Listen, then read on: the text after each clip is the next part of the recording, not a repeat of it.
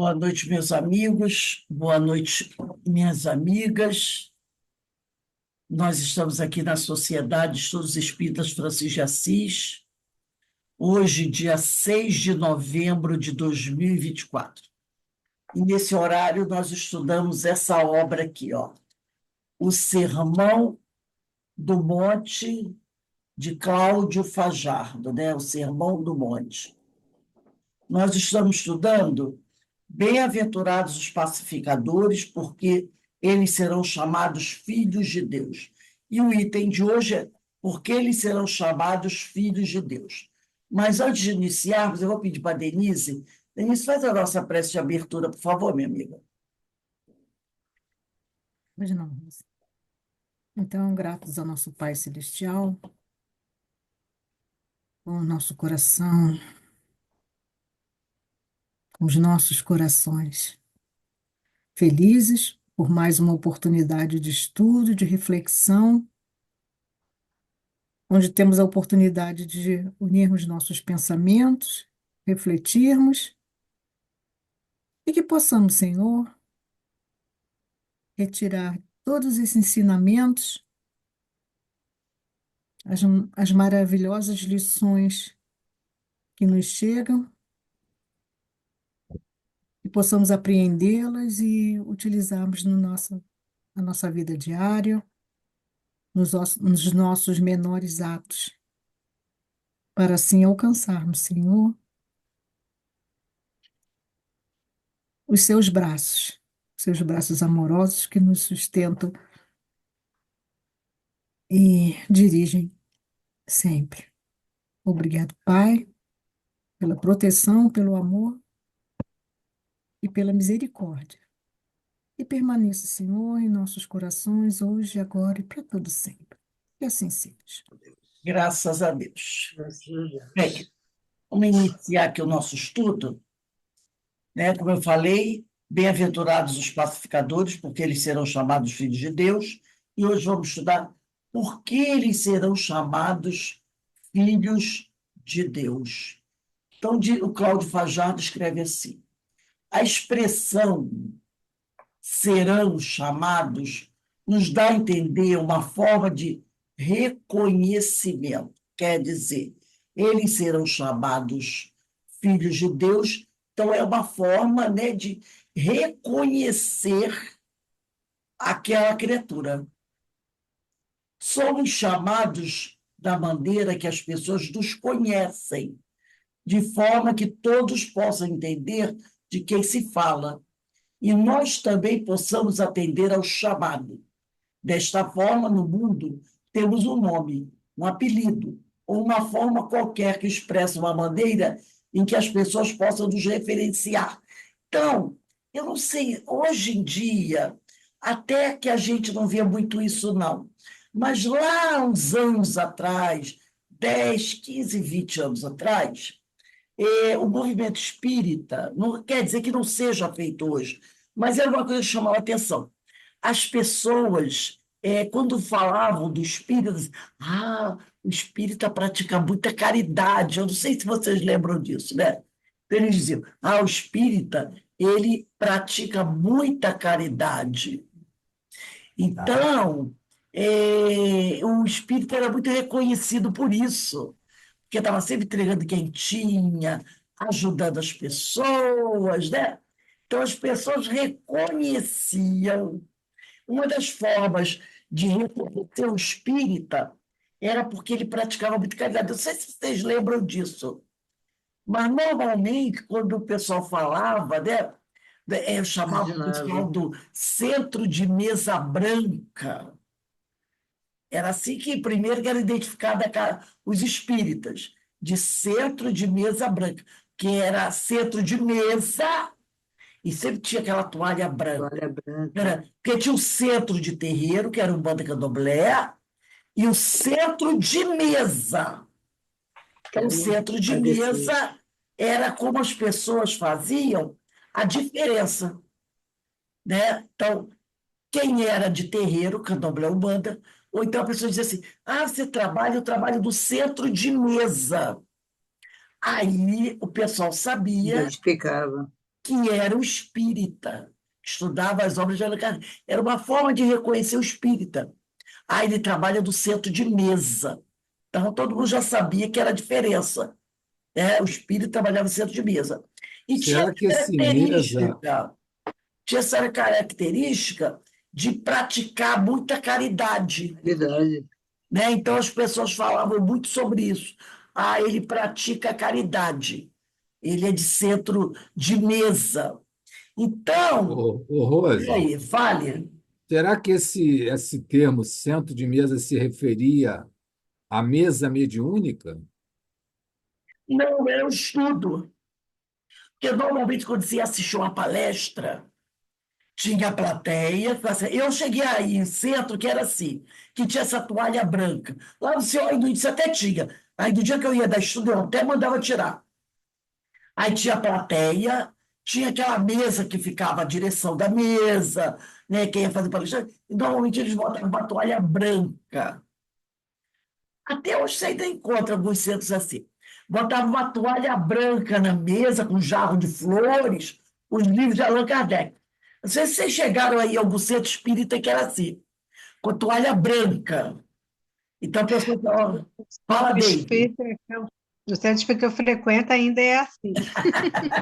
Centro de mesa branca. Então a pessoa sabia que quem ia para centro de mesa branca não era igual, não era Umbanda nem Candomblé. Era para estudar Kardec. Que Kardec era do centro de mesa branca, que era a toalha branca que tinha no centro, né? Era uma forma que... Então, é o que ele está dizendo aqui. É uma forma de reconhecer. Então, nós éramos conhecidos como frequentadores do centro de mesa branca.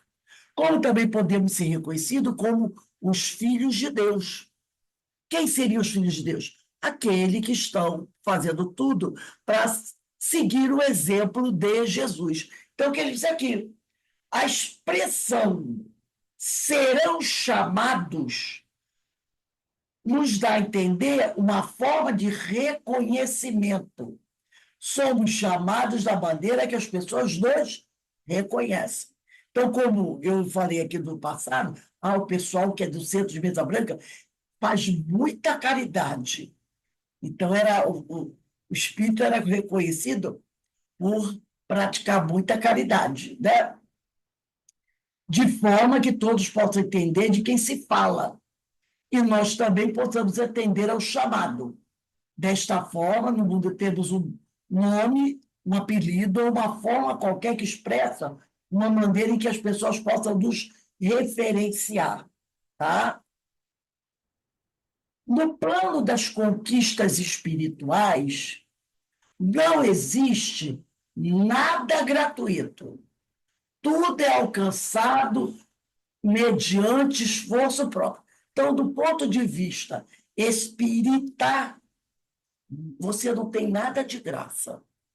Você não tem nada de graça, tá?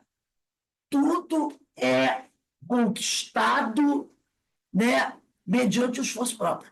Então, vamos dizer assim, nós não existem privilegiados do ponto de vista espiritual.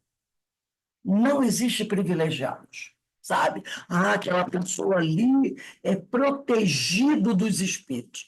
É o protegido dos espíritos.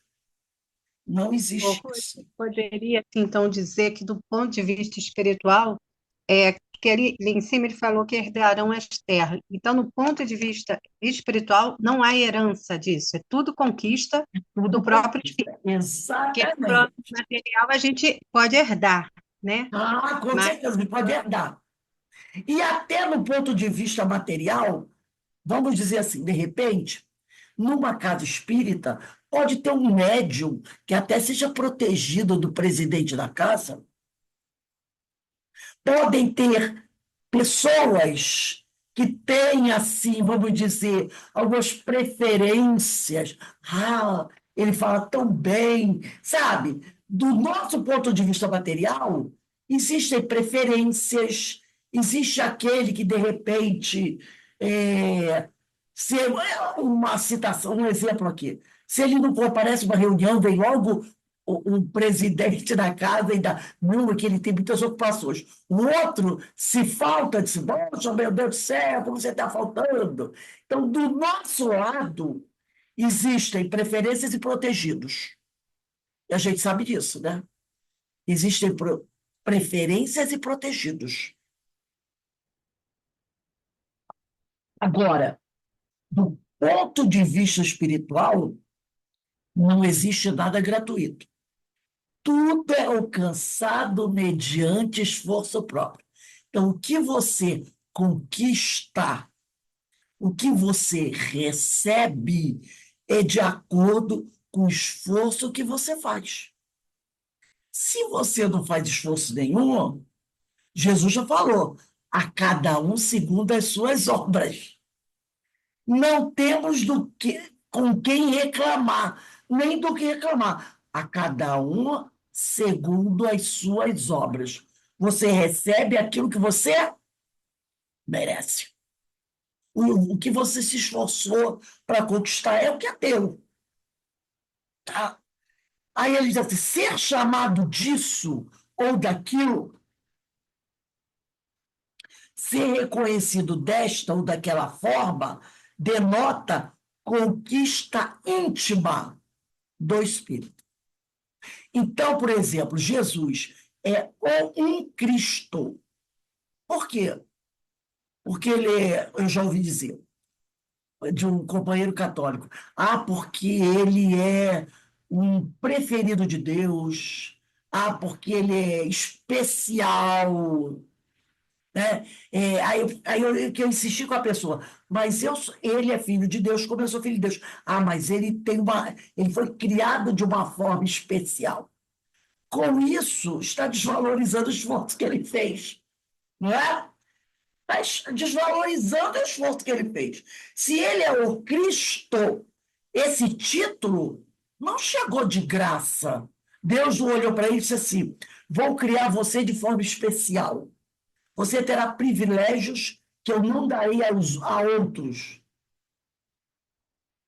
Vou colocá-lo aqui. Não precisa subir todos os degraus, não, que vai cansar suas perninhas. Eu vou pegar você daqui de baixo e vou botar você lá em cima.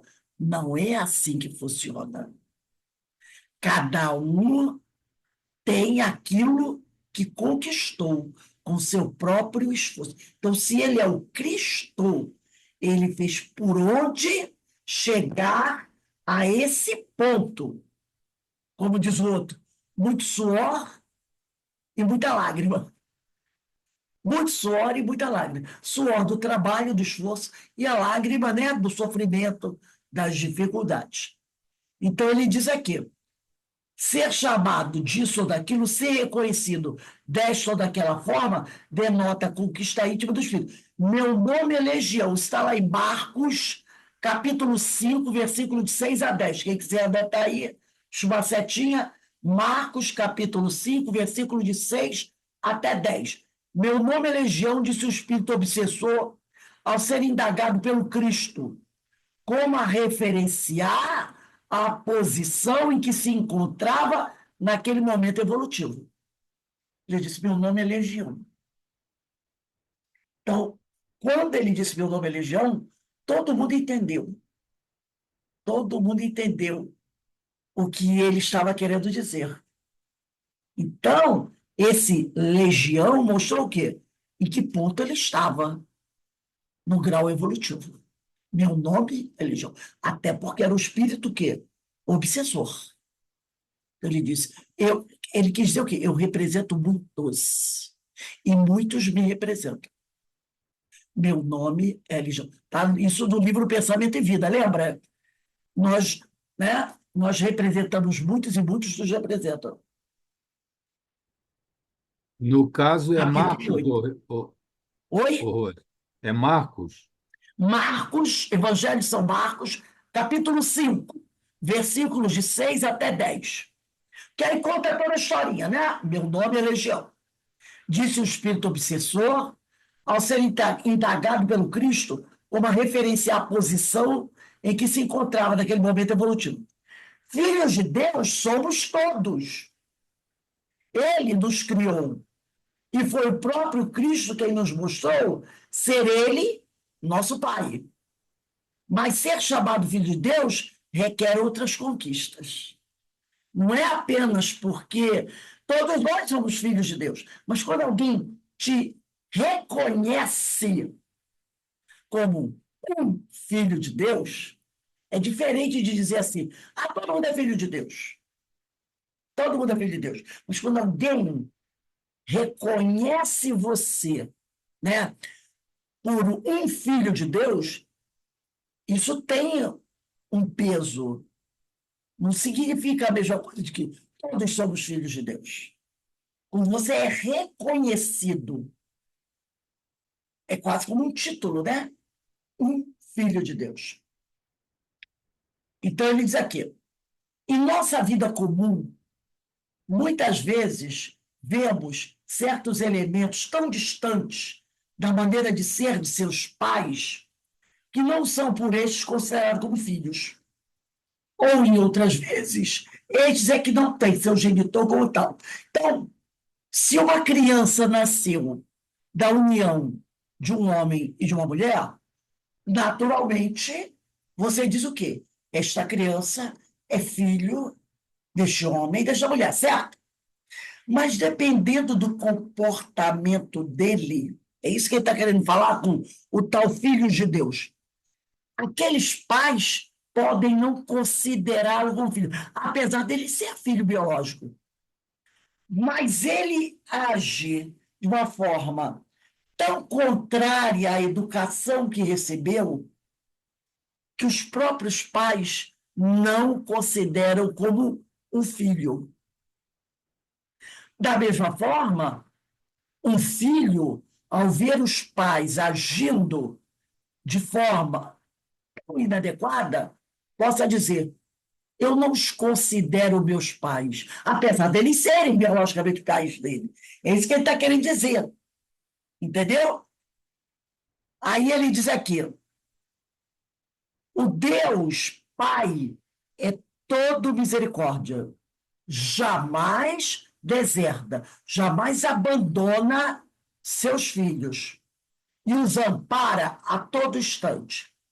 Nós é que nos afastamos de sua proteção quando agimos em desacordo com suas leis. Seria bom a gente sublinhar isso, né? Aqui, ó, nós é que nos afastamos de sua proteção quando agimos em desacordo com suas leis. Porque a gente fala muito isso. Deus me abandonou, né? Deus esqueceu de mim. Deus se afastou.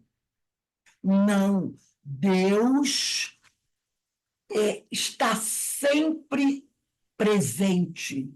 Ele nunca abandona os seus filhos e os ampara a todo instante. Nós é que nos afastamos, não só de Deus, como também de Jesus, que a gente também diz assim, né? Jesus esqueceu de mim.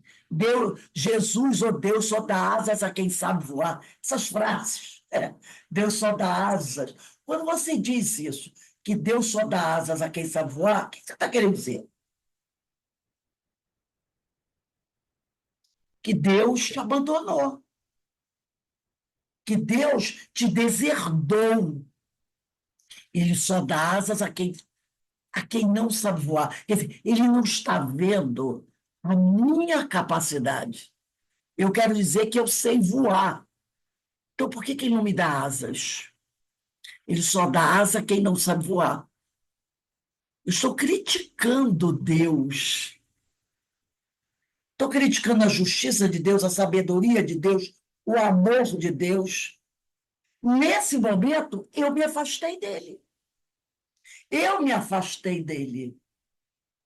Porque se eu estou criticando o Criador, eu estou me afastando dele. Porque eu não reconheço a misericórdia dele, a bondade dele, a justiça dele. Eu me afastei dele, tá? Nesse estado, Não é que sejamos mais seus filhos, continuamos a ser filhos dele. É que vibratoriamente, também merece sublinhar, é que vibratoriamente estamos tão afastados dele que não somos reconhecidos como tais. Entendeu? Então, eu me afastei tanto dele que os amigos espirituais que me veem não me reconhecem como filho dele. Eu estou afastada vibratoriamente dele, apesar de continuar sendo filha dele, uma criatura de Deus. Mas eu me afastei dele. E por me afastar dele, eu não estou mais sendo reconhecida como filho de Deus. Ser chamado filho de Deus é estar em sintonia com o Pai. Então, eu tenho afinidade com ele, e por ter afinidade com ele, gostar das coisas que o Pai gosta, procurar fazer as coisas que o Pai faz, isso é afinidade. E eu, por isso, estabeleço uma sintonia com ele. Então, quando você é chamado por alguém, este é o Filho de Deus, é porque eu estabeleci sintonia com o Pai. É não só aceitar sua vontade, o que é muito difícil para a gente. No grau evolutivo que a gente está, ainda é difícil a gente aceitar sempre a vontade dele. Você pode até aceitar uma coisa. Essa semana eu estava conversando com uma amiga, né, que está sempre aqui com a gente, ela estava me contando uma história que está acontecendo na família dela, né, e ela disse assim para mim, eu aceito, eu estou aceitando a vontade de Deus. Que maravilha, que maravilha. Mas não é sempre que a gente aceita, né? Tem coisas que a gente, poxa, por que isso está acontecendo? Então, a gente ainda não consegue ter essa capacidade de aceitar tudo, toda a vontade de Deus, né? Então, ele diz que ser chamado filho de Deus é estar em sintonia com o Pai. É não só aceitar a sua vontade, mas dar-lhe cumprimento. É aceitar a vontade dele e fazer aquilo que ele deseja que nós façamos. Então, são duas coisas: aceitar a vontade dele e colocar em prática aquilo que ele nos ensinou. E isso não é tarefa que possamos realizar de qualquer maneira. É preciso ter consciência e fazer, não por fazer, mas realizá-la com amor. Então, toda vez que a gente está procurando dar cumprimento à vontade do Pai, colocando a atitude, a ação em prática, é preciso ter consciência do que está fazendo e procurar fazer da melhor maneira possível. Não é fazer aquela qualquer coisinha. Então, se você tem consciência do que você precisa fazer, você tem que fazer aquilo da melhor maneira que você puder. E com alegria. E com alegria. Significa realizar aquela tarefa com amor. Não é dizer, Deus quer que eu faça isso, vou fazer. Vou fazer. E você faz as coisas, eu estou fazendo. Estou cumprindo com a minha obrigação. Aquela famosa frase, né? Estou cumprindo com a minha obrigação. Quando uma pessoa diz que está cumprindo com a obrigação dela, você já fica meio assim, né? Estou cumprindo com a minha obrigação. Parece que você não está fazendo a coisa com aquela disposição, né? Com aquela alegria. É minha obrigação. Então, você está fazendo porque você, entre aspas, tem medo de, se não fizer, algo de ruim vai acontecer. Então, eu estou cumprindo com a minha obrigação. Então, a gente tem que fazer com amor, com alegria, tá? Porque você tem consciência de que você aceita a vontade do Pai, que você tem que colocar em prática essa vontade do Pai, através das suas atitudes, das suas ações, mas isso tudo com alegria, com amor, e não fazer por obrigação. Ou, faz de qualquer jeito, aí tá bom, esquenta não. Então, tudo isso é levado em consideração. Eu trouxe aqui um texto para a gente ver, deixa eu colocar aqui,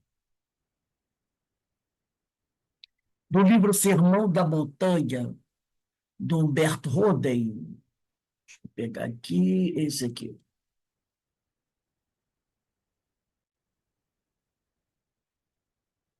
Que ele vai falar sobre a paz.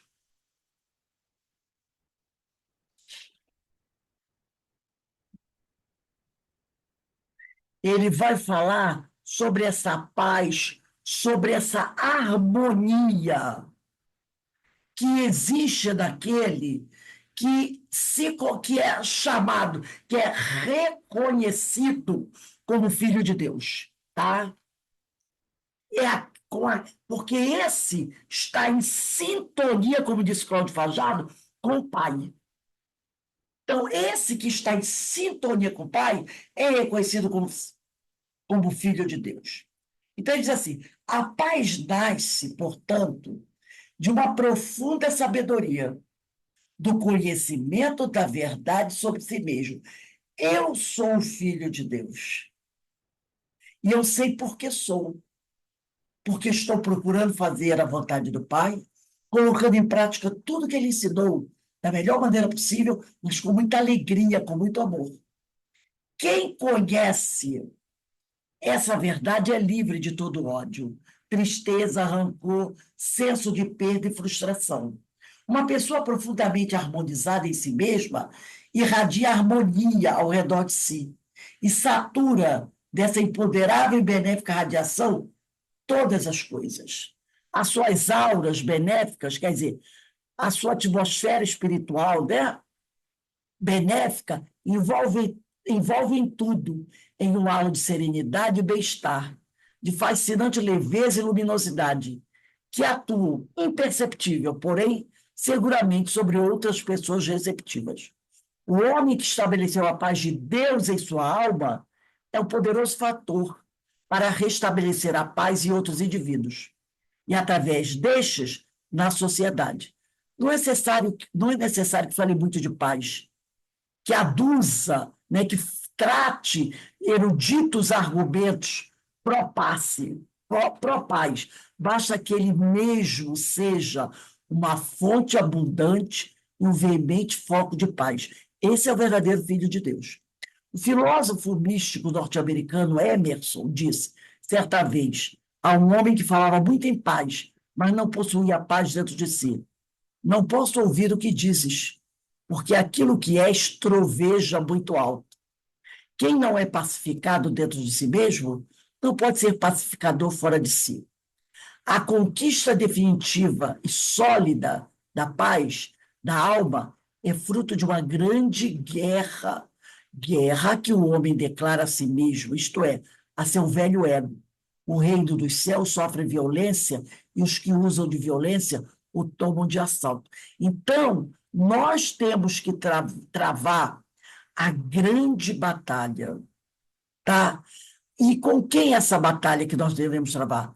Contra nós mesmos, contra o nosso velho ego, que é o nosso orgulho, a nossa vaidade, o nosso egoísmo. Isto é linguagem bélica. O homem tem de lutar arduamente para conquistar a paz. É necessário cruzar a misteriosa fronteira dentro de nós para descobrirmos tesouro oculto e a pérola preciosa do nosso verdadeiro eu divino. Os pacificadores serão chamados filhos de Deus. Quem é o pacificador? Aquele que estabeleceu a paz dentro de si. Deus é a paz eterna, infinita, absoluta. Não a paz da inércia, fraqueza e vacuidade, mas a paz da dinâmica, da força da plenitude. A paz de Deus pede ação, não pede inércia. Nele não há discórdia, luta, conflito. E quanto mais o homem se aproxima de Deus, pela compreensão e pelo amor, tanto mais a sua vida se assemelha à vida divina, pela paz e serenidade. O homem que fez definitivo tratado de paz consigo mesmo irradia uma atmosfera de calma e felicidade, que contagia todos os que forem suficientemente suscetíveis para perceber essas auras pacificantes. Os primeiros discípulos de Jesus referem os Atos dos Apóstolos, que é um dos livros da Bíblia, né? Eram todos um só coração e uma só alma. Viviam em paz e harmonia e tomavam as suas refeições em comum, na alegria e simplicidade de seu coração. Nem havia entre eles um só indigente, porque os que possuíam demais davam do seu supérfluo aos que tinham de menos. Destarte, quer dizer, desta maneira, pela paz individual, estava solucionado o problema da paz social. Eu achei isso aqui fantástico. Pela paz individual, pela paz que reina dentro de mim verdadeiramente, se estabelece o problema da paz social. Porque se nós somos pacificadores, se nós temos a paz dentro de nós, imagina um mundo onde todos os homens têm essa paz dentro de si. Esse mundo vai viver como? Em harmonia. A paz social existirá, porque esses homens não entrarão em conflito. Daí, primeiro, você se tornar um pacificador. E a gente vai ver aqui. Na verdade, primeiro a gente tem que ser pacífico, depois pacificador. Que essas são as características do verdadeiro Filho de Deus. Então, vamos voltar aqui para o nosso livro Sermão do Monte. Assim sendo, quando Jesus afirma que os pacificadores serão chamados filhos de Deus, deixa só um instantinho aqui, que eu vou pegar uma coisinha aqui. Então, rapidinho.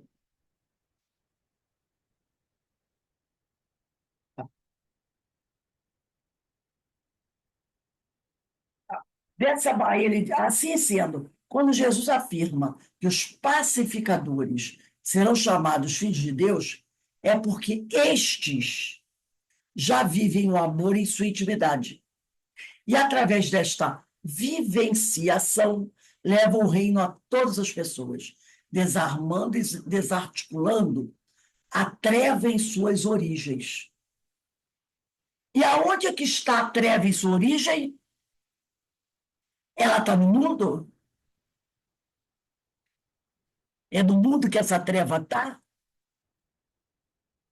Em sua origem? Não, ela está dentro de nós. Por isso ele diz aqui, né? Ele diz assim, ó, assim sendo, quando Jesus afirma que os pacificadores serão chamados filhos de Deus, é porque estes pacificadores já vivem o amor em sua intimidade, já vivem o amor em sua intimidade, dentro de si. Né? Então, vamos sublinhar isso. Já vivem o amor em sua intimidade. E através desta vivenciação, leva o reino a todas as pessoas. Como ele vive isso, ele já pode levar o reino a todas as pessoas, desarmando e desarticulando a treva em suas origens, que é dentro de nós. É aquele momento em que o apóstolo Paulo nos diz: já não sou eu que vivo, mas o Cristo que vive em mim. Agora, nós vamos fazer uma revisão aqui. Se vocês perceberem, essa bem-aventurança, bem-aventurados os pacificadores, é a 7ª bem-aventurança. Tá? E a gente vai fazer uma análise agora, porque depois vem o versículo 8 e o versículo 9, que não são bem-aventuranças. Não são bem-aventuranças. Então, antes da gente ir para o 8 e para o 9, a gente vai rever alguns aspectos muito importantes das bem-aventuranças. Eu gostaria que vocês voltassem o livro lá no capítulo 1, quando ele fala das bem-aventuranças, que eu vou pedir para assim, fulano, lê a primeira, lê a segunda, lê a terceira. Vamos lá ao primeiro capítulo desse livro. No primeiro capítulo, se eu não, que o livro é um pouquinho diferente, mas no primeiro capítulo, estão as bem-aventuranças. Vê se não estão. Vamos lá. Todo mundo voltou do primeiro capítulo do livro? Deise, Joana, Eloá, quem tem um livro, voltou? Então vamos Eu lá. não tenho livro, não. Eu vou Ah, ficar só tá. de ouvinte. Tá. Então quem tem é Eu Denise voltei, Alberto. Eloá, você tem? voltei. Joana tem? Tenho. Tá. Márcia tem? Tenho, Rose. Então Eloá também tem? Dulcineia tem? Não, né? Então é Alberto, Denise, Eloá, Joana. Não. Márcia, eu não sei se tem. Mas vamos aqui. Depois ela diz se tem ou não. Eu tenho, Não, Rose. Tem, Márcia tem. Então tá. Então, eu vou até colocar aqui o nome do povo que tem. Ó, Márcia, Denise, Alberto, Eloá, Joana.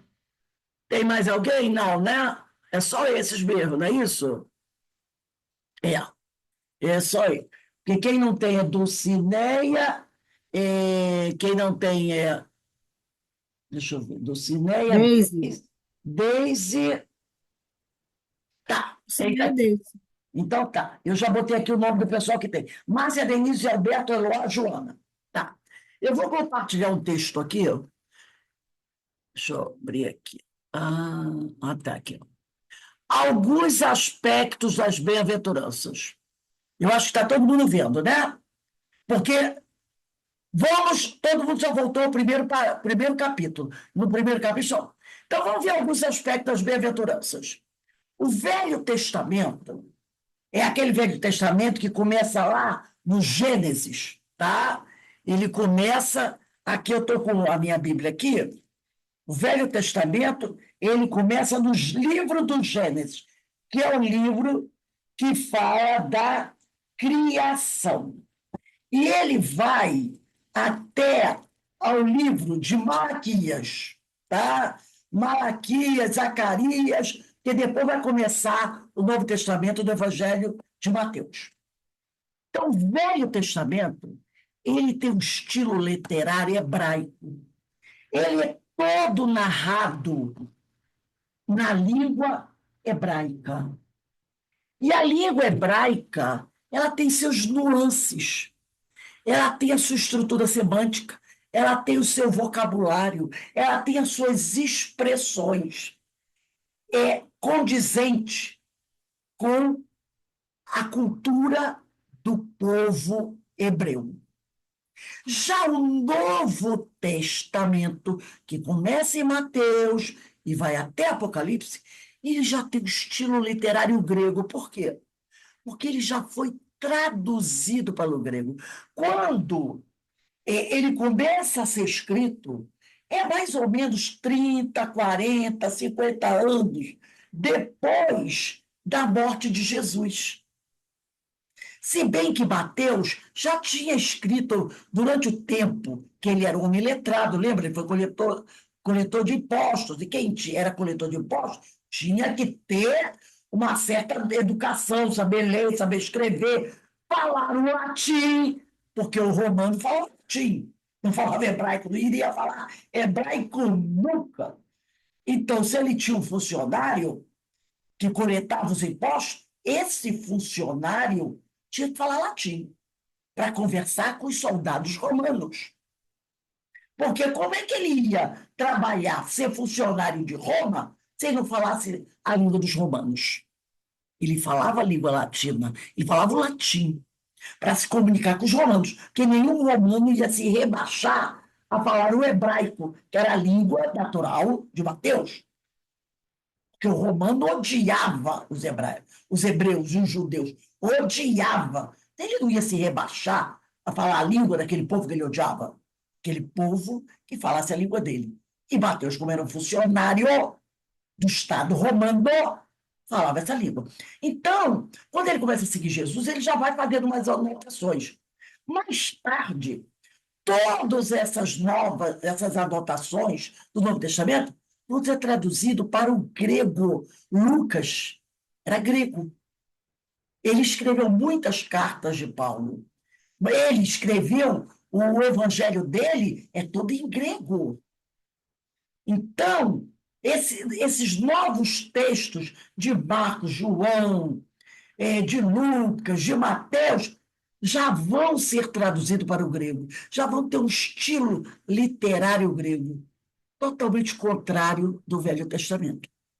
A estrutura semântica e cultural do Velho Testamento é diferente do Novo Testamento. E a gente vai entender aonde eu quero chegar com isso, mostrando isso. Por exemplo, quando você, em hebraico, lá no Antigo Testamento, usa o termo bem-aventurados, que em hebraico lê-se Ashley. Esse Ashley, bem-aventurados, tem o significado de avante, perseverar, siga em frente, tem de bom ânimo.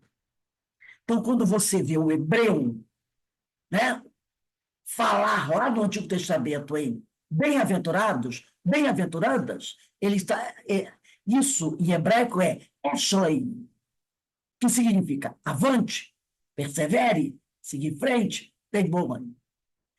Quando o texto hebraico foi traduzido para o grego, esse Ashley foi traduzido como Macarios, que significa felizes, afortunados. Tem ou não tem uma diferença? E como nós vamos ver lá no final, mais tarde, essa Bíblia, esse texto em grego, ao ser traduzido para o latim por Jerônimo, ele manteve o significado de grego, felizes, afortunados. Entendeu? Em hebraico, bem-aventurados quer dizer avante, persevere, siga em frente, tem de bom ânimo. Traduzido para o grego como felizes, afortunados. Então, quando a gente lê a bem-aventurança, olha aqui, quando ele diz assim: Jesus, vendo a multidão, subiu ao monte e, assentando-se, aproximaram-se dele os seus discípulos. E, abrindo a sua boca, os ensinava, dizendo: bem-aventurados os pobres pelo espírito, porque deles é o reino dos céus.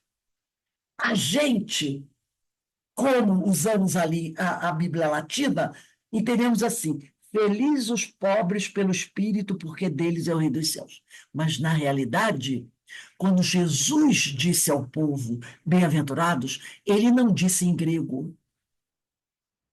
Jesus não fez o sermão da montanha dele em grego.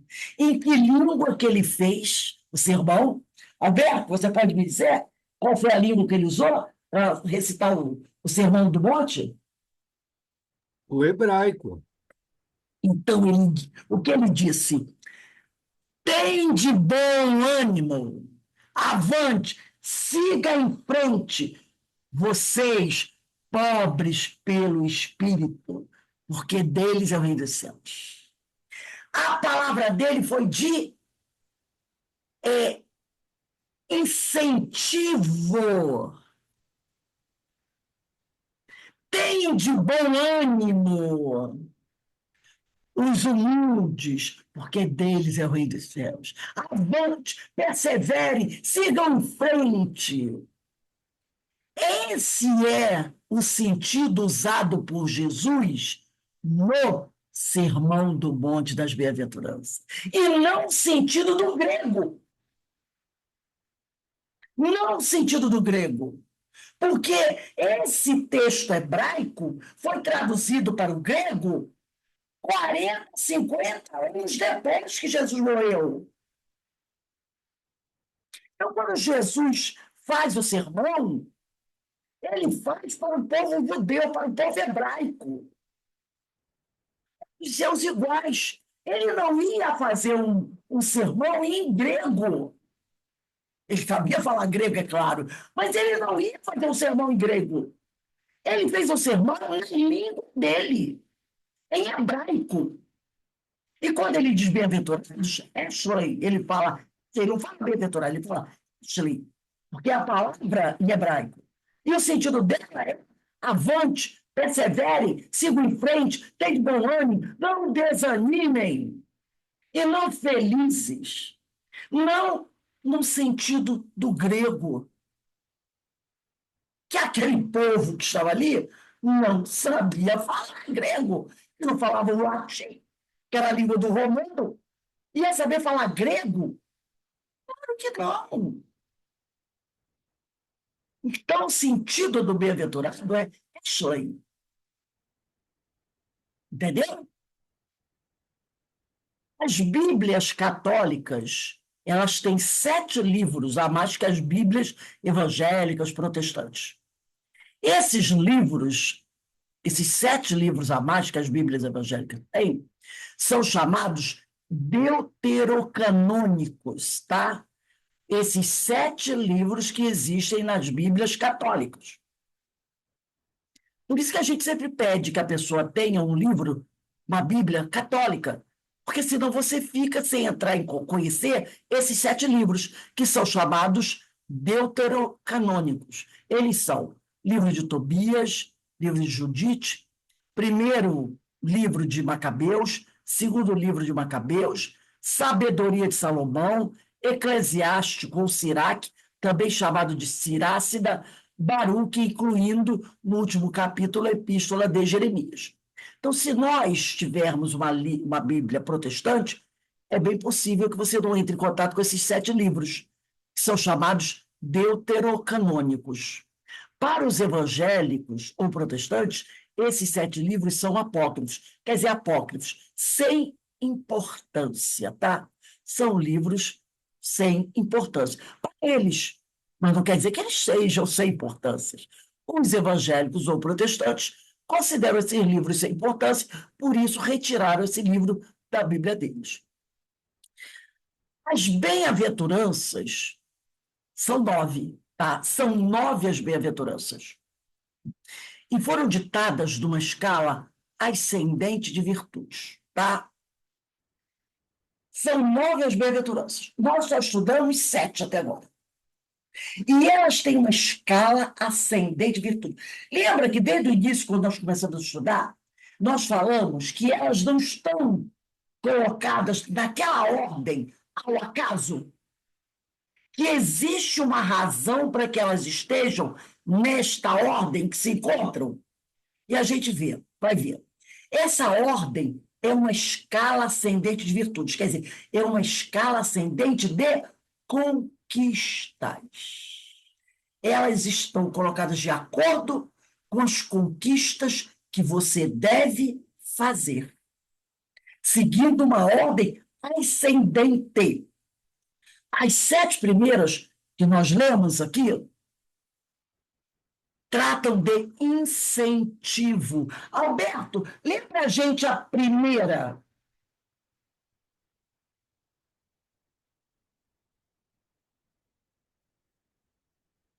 Alberto, está me ouvindo? Sim, a primeira no capítulo 1.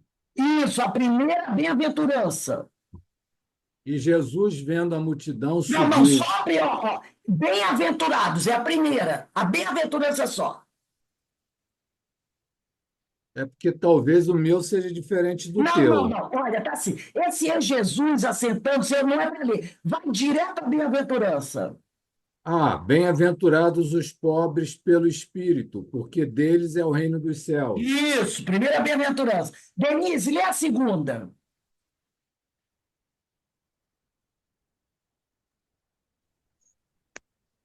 Bem-aventurados os que choram, porque eles serão consolados. Agora, Márcia, lê a terceira. Bem-aventurados os mansos, porque eles herdarão a terra. Elô, lê a quarta.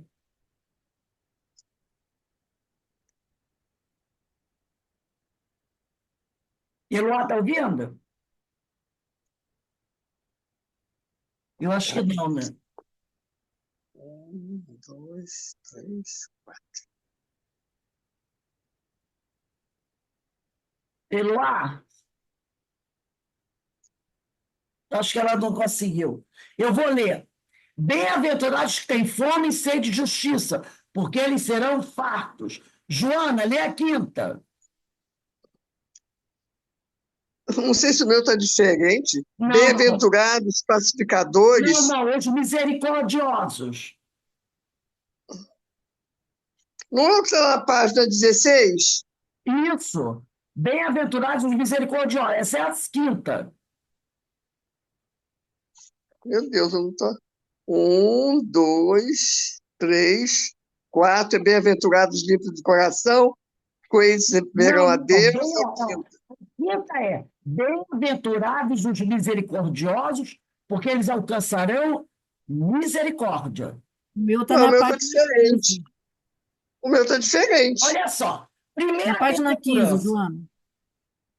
Não, é porque em outra edição os dois primeiros estão na página anterior.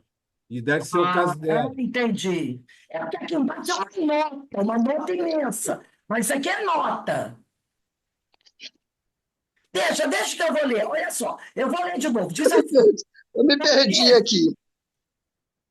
o texto começa, diz assim: e Jesus, vendo a multidão, subiu ao monte, assentando-se, aproximaram dele os seus discípulos, e abrindo sua boca, ensinava, dizendo: eu não queria que lesse isso. Eu queria que fosse direto para a bem-aventurança. Vamos numerar? Primeira bem-aventurança: bem-aventurados os pobres de espírito, porque deles é o reino dos céus. Bota aí, número 1. Número 2: bem-aventurados os que choram, porque eles serão consolados. Número 3: bem-aventurados os mansos, porque eles herdarão a terra. Número 4: bem-aventurados que têm fome e sede de justiça, porque eles serão fartos. Número 5: bem-aventurados os misericordiosos, que eles alcançarão misericórdia. 6: bem-aventurados os limpos de coração, porque eles verão a Deus.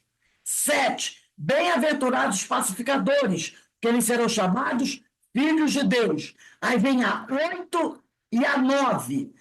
8: bem-aventurados que sofrem perseguição por causa da justiça, porque deles é o reino dos céus. 9: bem-aventurados sois vós, quando vos injuriarem e perseguirem, e mentindo, disserem todo mal contra vós, por minha causa. Aí no final tem o exultai, mas esse eu não numero. Numeraram de 1 a 9. Então, as 7 primeiras bem-aventuranças, que começa com a primeira, bem-aventurados os pobres pelo Espírito, até a 7ª, bem-aventurados os pacificadores, que eles serão chamados filhos de Deus, tratam de incentivo. Nessa tradução do Ashley, avante, perseverar, seguir em frente, tende bom ânimo. Então, as 7 primeiras tratam de incentivo, um aspecto de virtudes, são um esboço de virtudes de comportamento, que nós temos que perseverar para alcançar estas virtudes. As 2 últimas, que é a 8 e a 9, bem-aventurados que sofrem perseguição, bem-aventurados sois vós quando vos injuriarem, são incentivadoras devido às perseguições, e aquele que é chamado de filho de Deus, que é aquele que fez a conquista, que é aquele que ascendeu, tá? Aqui, ó, foram ditadas uma escala ascendente de virtude, as bem-aventuranças. Aquele que alcançou o sétimo degrau, e o sétimo degrau é bem-aventurados os pacificadores, que é o pacificador. Lembra? Aquele que fez a pacificação dentro de si, esse está na escala do sétimo degrau. Esse subiu os degraus. Aí ele pode sofrer perseguições. Por quê? Porque ele. O que aconteceu com Jesus? Não compreendido, foi perseguido. Um Cristo, alguém que fez a conquista, que ascendeu em virtudes. Não é assim que acontece muitas vezes? Aquele que está no ápice, que fez as conquistas, não é compreendido. E aí ele pode sofrer perseguições. Então ele diz aqui da oitava bem-aventurança: bem-aventurados que sofrem perseguição por causa da justiça, porque deles é o reino dos céus. Ele já está falando para aquele que subiu os 7 degraus. Nós vamos ver isso. Bem-aventurados que sofrem, bem-aventurados sois vós, quando vos injuriarem e perseguirem, e mentindo, disserem todo o mal contra vós, por minha causa. Porque ele é um discípulo de Jesus. Porque ele é um filho de Deus, com tudo que tem direito. Filho de Deus, reconhecido como filho de Deus, aquele que fez as conquistas. Então, Jesus incentiva nessas duas últimas esses que subiram a escala ascendente de virtudes, que galgaram cada um dos degraus e chegaram do topo. Aí ele incentiva, ele diz, lembra quando, se eu não me engano, é Salomé, mãe de Pedro, mãe de Tiago e João, e ela pede para Jesus colocar os 2 filhos dela ao lado deles, um à direita e outro à esquerda. Só lembrar dessa passagem? Senhor, por favor, quando estiver no reino dos céus, coloque meus 2 filhos, um sentado à sua direita, outro à sua esquerda. E o que ele responde para ela, Denise? Você lembra o que ele responde para ela?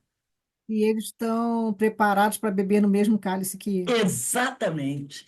Será que eles já fizeram essa escala ascendente, conquistaram já esses degraus? Porque aquele que tiver conquistado terá que beber desse cálice amargo, sofrer as perseguições. Por quê? Porque é um seguidor do Cristo. Ele diz aqui: e mentindo disserem todo mal contra vós por minha causa. Ele é seguidor do carpinteiro, entendeu? E quem era o carpinteiro para os detratores? Um adversário, um inimigo, um perigo, como a gente vai ver na próxima aula. Então, vamos persegui-lo, vamos destruí-lo, vamos matá-lo. Então, sabendo disso, Jesus diz essas 2 últimas bem-aventuranças para incentivar aqueles que já fizeram essas conquistas. Então, essas 9 bem-aventuranças, elas foram ditadas numa escala ascendente de virtude. As 7 primeiras tratam de incentivo, no aspecto de conquista de virtudes, de comportamento. As 2 últimas são incentivadoras, porque quem subiu os 7 degraus, agora precisa ser incentivado para não se sentir atingido, não se deixar contaminar, não sentir medo que as perseguições vão surgir. Por isso que ele fala para Salomé: Será que eles já estão preparados para beberem do cálice, da dor, do sofrimento? No Sermão do Monte, que está lá em Mateus, capítulo 5, né?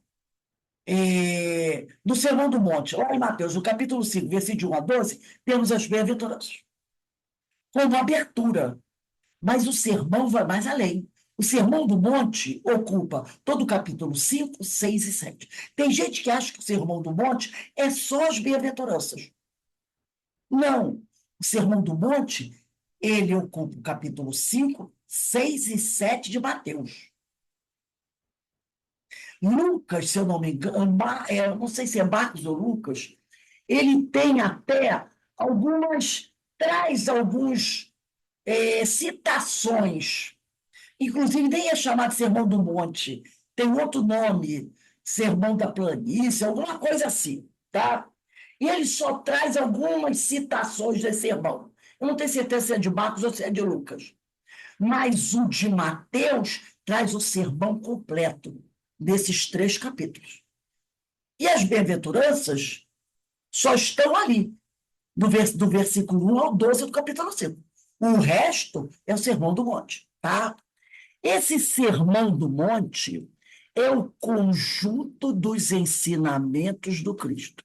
Por isso que Gandhi disse que se todos os livros religiosos do mundo tivessem desaparecido e só sobrasse o Sermão da Montanha, nada teria sido perdido. Porque é o Sermão do Monte que se encontra nos capítulos 5, 6 e 7 de Mateus contém o conjunto dos ensinamentos do Cristo, aonde as bem-aventuranças são apenas a abertura desse sermão, tá? Continuando aqui. Agora a gente vai ver essa escala ascendente de virtude, que são aquelas 7 primeiras, as 7 primeiras bem-aventuranças. Vamos lá. Eu vou pedir novamente para vocês lerem. Agora vocês já estão sabendo, né? Então vamos lá. Márcia, lê a primeira bem-aventurança. Leu o quê, Rose? Leia a primeira bem-aventurança. Você numerou aí. Lê a primeira, número 1. Bem-aventurados os pobres de espírito, porque deles é o reino dos céus. A gente sempre cita, é pobres pelo espírito. Até bota aí, risca esse D e bota pelo, tá, Márcia? Bem-aventurados os pobres pelo espírito, porque dele é o rei dos céus. Jesus está querendo dizer o quê? Que nessa escala ascendente de virtude, primeiro você tem que se tornar humilde. O primeiro degrau é se tornar uma pessoa humilde. Sem a humildade, nada se consegue. Então, é bem-aventurados os pobres pelo Espírito, porque deles é o reino dos céus. Você quer conquistar o reino dos céus? Primeiro ponto, você tem que ser humilde. Sem humildade, não dá para começar. Agora, Denise, lê a segunda bem-aventurança. Bem-aventurados os que choram, porque eles serão consolados. Esse que chora não é aquele que é, vamos dizer assim, revoltado, não. É aquele que é resignado. E para você ser resignado, você tem que ser humilde. Pela sua humildade, você compreende o que você está passando. Então, a segunda bem-aventurança é a resignação. Mas só será resignado aquele que for humilde. O que não, vocês já viram orgulhosos resignados? Não existe. Orgulhoso resignado. Percebeu o degrauzinho? Primeiro a humildade. A partir do momento que você é humilde, você enfrenta as suas dificuldades com resignação. Agora, essa resignação não quer dizer apatia, tá? É uma resignação com ação. Eu compreendo porque estou passando essa dificuldade. Mas eu continuo trabalhando. É um resignado com ação. Mas primeiro eu tive que ser humilde. Se eu não for humilde, jamais serei resignado. Alberto, lê a terceira. Bem-aventurados os mansos, porque eles herdarão a terra. Oh, quem é manso é pacífico. Esse é o terceiro degrau. O que é ser pacífico? É não devolver o mal recebido. Esse é o terceiro. E para que eu seja pacífico, primeiro eu tive que ser humilde. Eu tenho que ser humilde. Depois eu tenho que ser resignado. E aí eu serei pacífico. Quando alguém me agredir, eu não devolver o mal recebido. É o sentimento. Mas se eu não for humilde e resignado, nunca serei pacífico. Agora, Eloá, você consegue ler a quarta para a gente?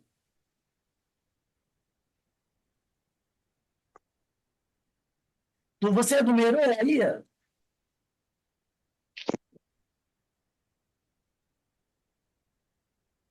Lê para a gente a número 4.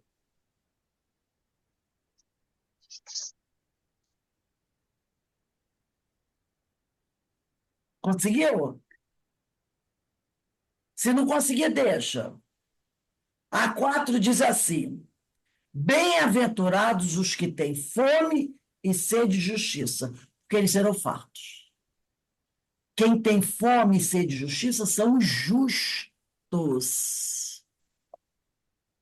Então, para que eu possa ser justo, eu tenho que ser humilde, resignado, pacífico. Aí eu serei um justo. Se eu não for pacífico, se eu não for resignado, se eu não for humilde, jamais serei um justo. Estão entendendo a escala ascendente de virtudes? Por que Jesus não colocou isso aleatoriamente? Agora, Joana, lê a 5 para a gente. Bem-aventurados os misericordiosos, porque eles alcançarão misericórdia. Então, misericordioso é aquele que tem compaixão. É aquele que sofre junto. Por exemplo, você vai visitar uma pessoa que alguém acabou de falecer, um parente acabou de falecer. Você vê a dor daquela pessoa, ela está sofrendo, e chorando, e você chora com ela. Não é um choro de revolta. Não, você não está desesperada porque aquele parente dela morreu. Ele morreu. Não há o que se fazer. Mas aquela pessoa está sofrendo. Então você padece junto com ela. Você chora com ela. Você compreende a dor dela. Você tem compaixão. Você padece junto. Você está chorando porque está sofrendo de saudade. Eu choro com você. Não pelo que morreu, mas pela dor que você está sentindo. Eu me compadeço da sua dor, não do que morreu, porque ele morreu, mas é da sua dor. E só tem compaixão quem é humilde, resignado, pacífico, justo. Para ser, para ter compaixão, você tem que ter as 4 virtudes acima. Agora, eu vou pedir de novo para a Márcia, né, porque todos que tinham o livro já leram. Márcia, lê a sexta para a gente.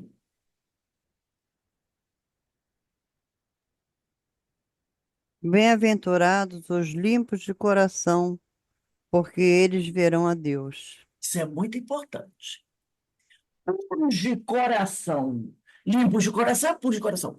Só o coração puro enxerga Deus das pessoas. Ó, todo mundo conhece a prece de Cáritas, né? Todo mundo conhece a prece de Cáritas. Lá no finalzinho da prece de Cáritas, diz assim: Deus, dai-nos a força de ajudar o progresso, a fim de subirmos até vós.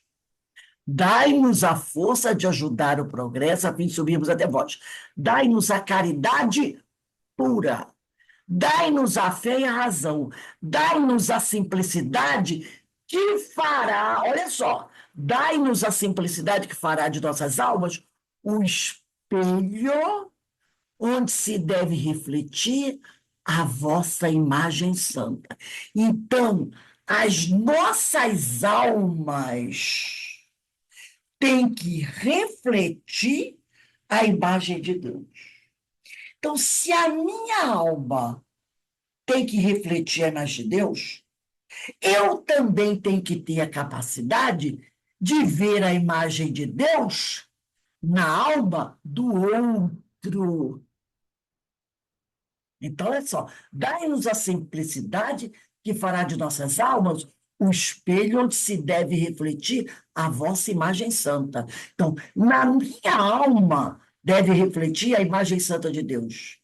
Mas eu também tenho que ter a capacidade de ver a imagem santa de Deus na alma do outro. Não somos todos filhos de Deus?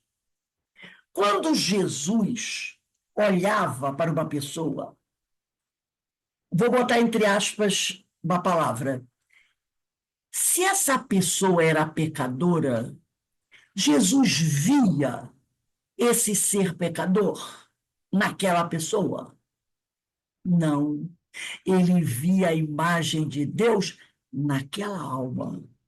Porque aquilo que a pessoa estava fazendo, ser um pecador, vamos botar assim entre parênteses, é uma coisa de momento, é uma coisa temporária. Jesus não via isso.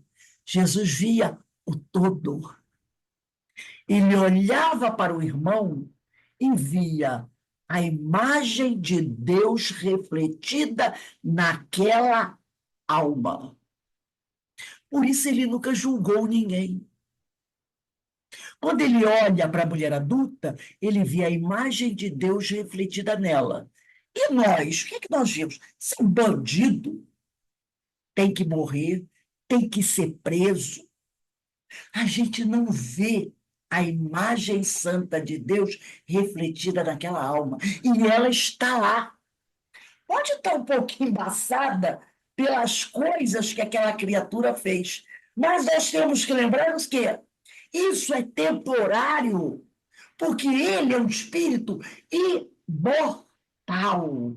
E temporariamente está passando por esse desequilíbrio. Mas isso é temporariamente. Então, quando eu olho para alguém, eu tenho que ver, né, refletido nele a imagem santa de Deus.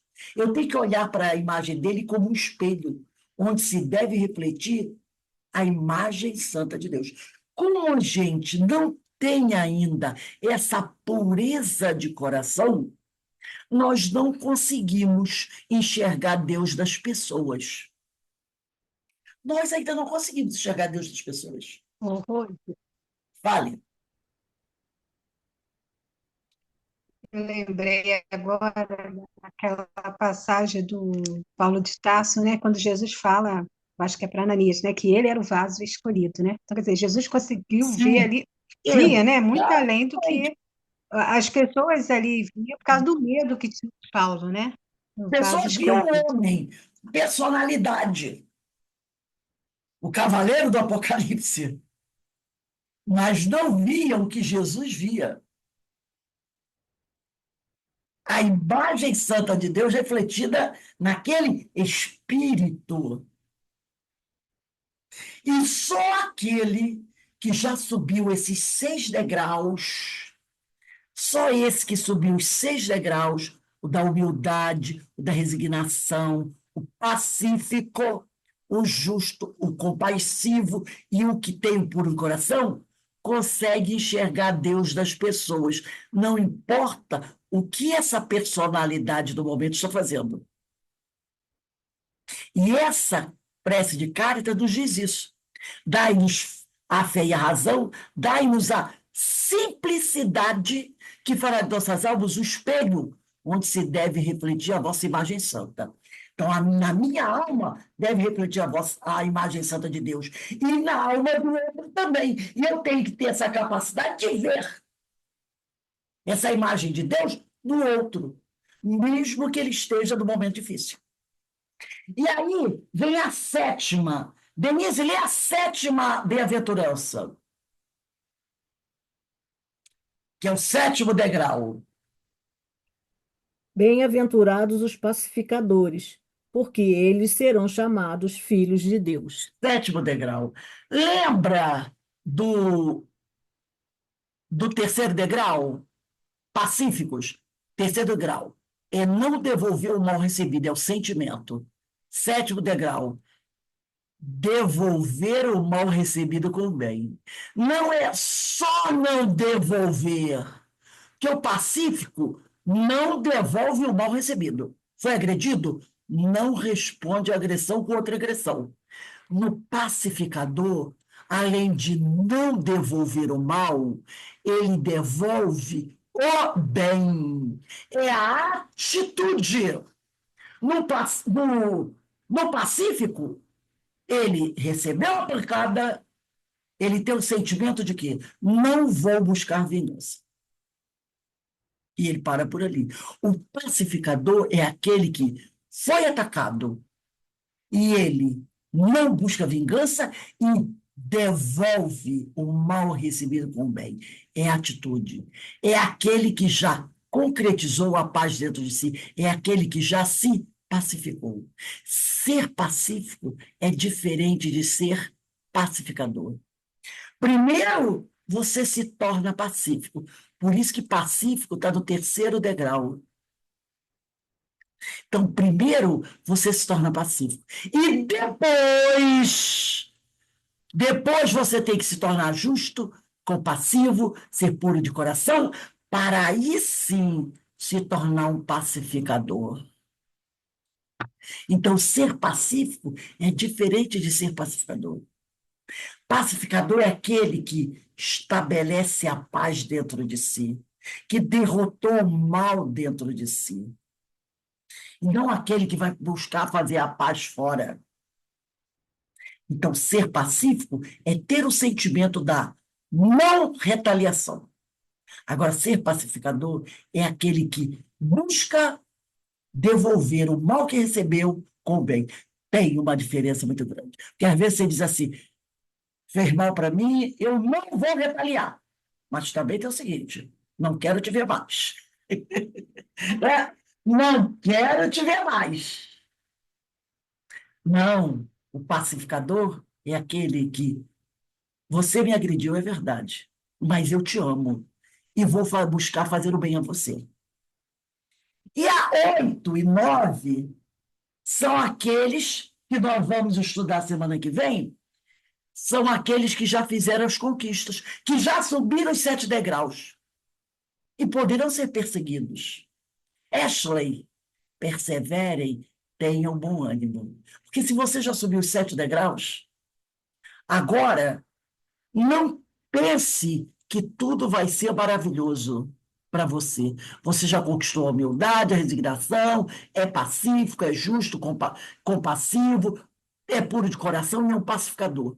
Agora, você se tornou para alguns uma ameaça. E aí Jesus diz, perseverem, tenham bom ânimo, porque as pedras serão jogadas. Ashley. E aqui tem uma pequena observação, né? São Jerônimo, presbítero e doutor da igreja, foi chamado pelo Papa Dámaso para traduzir os textos bíblicos do hebraico e do grego para o latim, o que ficou conhecido por Vulgata, lá no ano de 385 depois de Cristo. Ele, na realidade, ele foi chamado em 382. E esse trabalho deve ter levado 3, 4 anos, né? E tornou-se, e essa Vulgata se tornou oficial do Concílio de Trento, que é o concílio ecumênico da Igreja Católica, que aconteceu entre 1545 e 1563, na cidade de Trento, no norte da Itália. Quer dizer, a Vulgata foi criada em 385, mas só vai se tornar o documento oficial da Igreja Católica no século XVI, quase 1.200 anos depois. Ainda hoje, a Vulgata, o texto latino, a tradução latina, embora revisada, ela sofreu uma revisão, é o texto oficial da Igreja de língua latina. Então, as igrejas de língua latina, Brasil, América do Sul, né? Todos, Estados Unidos, uma parte, né? Uma parte, alguns países, eles usam a Vulgata, a Bíblia traduzida, né, por São Jerônimo para a língua latina, tá? Então, viu, gente, como esse Sermão do Monte tem seus aspectos interessantes quando você começa a mergulhar neles? Rose, Vale. deixa eu te falar. Por que que os evangélicos têm, né, aqueles livros chamados de livros apócrifos, né, que eles retiraram da Bíblia, porque dizem que não passou pelo cânon hebraico. Eles dizem que são sem Só que, importância, nossa, são livros históricos são maravilhosos. maravilhosos, com certeza. São maravilhosos. E a Igreja Católica os manteve. Sim. Não, mas Manteve, né? existe na Bíblia da Igreja Católica. Sim, da Igreja Católica, ela os manteve. São os deuterocanônicos. Mas os evangélicos retiraram porque ele Retiraram. não tem Então, importância. aí é essa a explicação. Exatamente. É que não passou pelo cânon hebraico. Então, eles consideram livros sem importância, livros Sem importância, que não isso. têm valor religioso, Sim. assim, né? Nossa, mas tem um valor histórico maravilhoso. Ah, com certeza. Então, gente, a gente percebe, né, como isso. Agora a gente entende quando diz que Jesus colocou isso numa ordem ascendente. Cada degrau é uma conquista de virtudes. E o que eu achei também interessante é essa tradução do Ashley, né? Que é da língua hebraica. E na língua hebraica ele tem esse sentido de incentivo, avante, porque se você não for incentivado, subir esses 7 degraus não é fácil, não. Rose, eu Oi. tenho o livro do Roberto Holden, esse aqui. Não, esse é do Cláudio Fajardo. Peraí, esse aqui. E esse mesmo, Humberto Roden. Mas onde é que tem essa escala aí que você que... Esse é um outro estudo que eu fiz. Não foi aí. tá. Não foi aí, não. Eu vou mandar eu botei para você. Roberto Não foi daí, Holden. não. Não foi Eu daí. estou procurando. Não, Você não está tem. É outro estudo que eu vou mandar para vocês. Eu achei maravilhoso e com sentido, né? Porque quando Jesus faz o sermão, ele faz em hebraico e não no grego. E o grego, muitas vezes, dá outra tradução diferente. Que é uma outra língua, outra cultura. Então, em hebraico é Ashley, né? Já em grego é outra coisa, né? Vem com outra ideia, totalmente diferente. E quer dizer felizes. Aí todo mundo, bem-aventurados, felizes. Não é felizes, tá? Jesus tinha que dar o quê? Um incentivo, né? Um incentivo. É Macarios. É M-A-K-A-R-I-O-S. Com acento agudo lá. Macarios. Tá, eu só não anotei aquela escalinha porque eu achei que estava no livro e estava procurando. Não. Então, a gente vê. Agora, semana que vem a gente vai falar, dia 13, botem a data aí, no.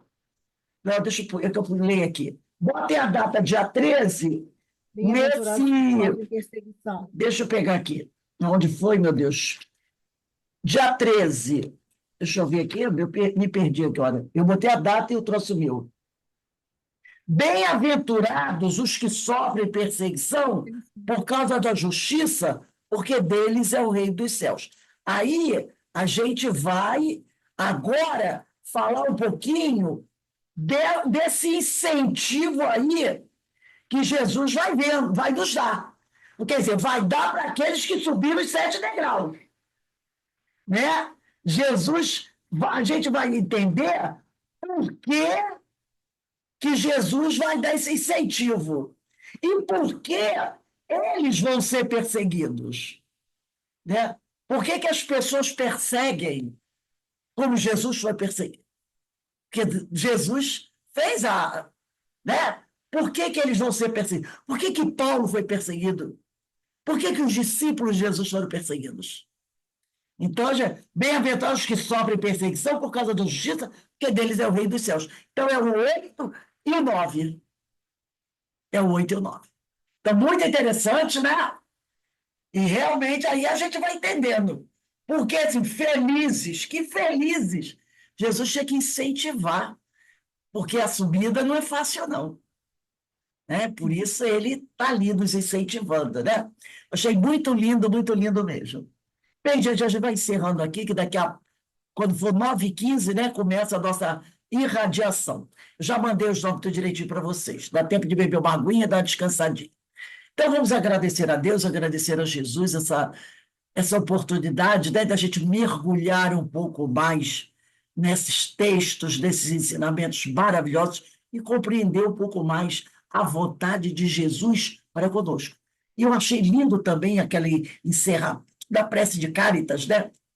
Quando ela diz que a gente tem que ver a figura de Deus na alma do outro. Porque todos nós temos essa imagem de Deus dentro de nós. Pode estar um pouco obscurecida, mas todos temos. E o que aquele companheiro está fazendo naquele momento é algo transitório. Mas um dia ele será o Cristo. E nós precisamos olhar para ele e não ver a transitoriedade, mas ver a alma imortal, que era o que Jesus via em nós. É o que ele vê em nós, a alma imortal. É a imagem de Jesus, de Deus dentro de cada um de nós. Então, só agradecer a Deus por essas observações, por essas oportunidades, e vamos que vamos, né? Porque fazendo esforço com o incentivo do mestre para subir os 7 degraus. Que Deus nos abençoe e abençoe a todos, tá bom? Então, vou encerrar aqui. Amanhã eu já estarei de volta a Petrópolis, na Santa Paz